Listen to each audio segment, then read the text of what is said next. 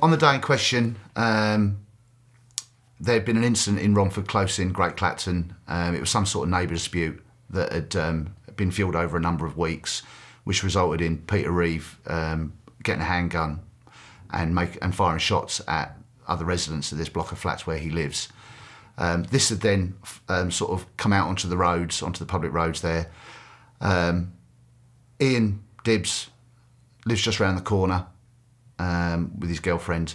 He'd obviously heard what commotion was going on, come out and seen Peter Reeve in his car in the road firing shots at somebody. Ian went back into his own house, got his warrant card, came back out. Obviously he wanted to identify himself as a police officer and hopefully try and remedy the situation. Came out, shots were still being fired.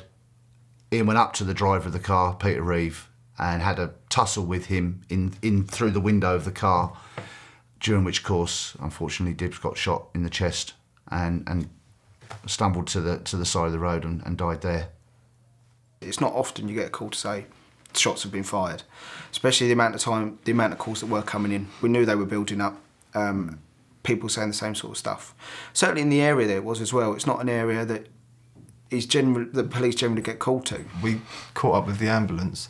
The ambulance turned into Bravery Road, and that's when we heard that a doctor from a nearby surgery had declared the victim as deceased, which we didn't know at the time was Dibell. We pulled in behind the ambulance. We followed the ambulance around Redbridge Road.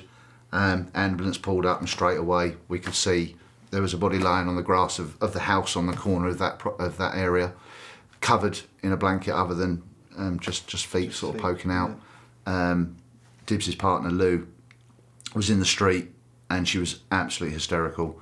We got out and she immediately spoke to Andy and said, you know, Andy, it's Dibbles. Trying to take information, I was sitting there with one of the chaps who tried to do first aid, taking a quick account from him, and he's talking to me about what's happened. I was thinking, I think at one point I actually said to him, look, can you start again? Because all I could think of, that's my friend. And you're talking about my friend who's now on the floor, dead. Obviously when I found out by phone that it was Dibbles that had got shot, to start with, it was almost disbelief. But then the more I thought about it, it was so typically Dibbles, because Dibbles, when he was at work, when he wasn't at work, he always used to put himself forward. He was always there to help other people out. So to hear that obviously he'd got fatally injured helping somebody else doesn't surprise me at all. We all join the police service to help people out, but you never ever expect to be put in that kind of situation. And for him to obviously not think about himself, as I say, literally because of the person he was, just to go forward and put other people first. Yeah, in my eyes, he is a true hero. You know, what he did was totally heroic. He probably said, well, you'd have done it. He's quite team orientated like that.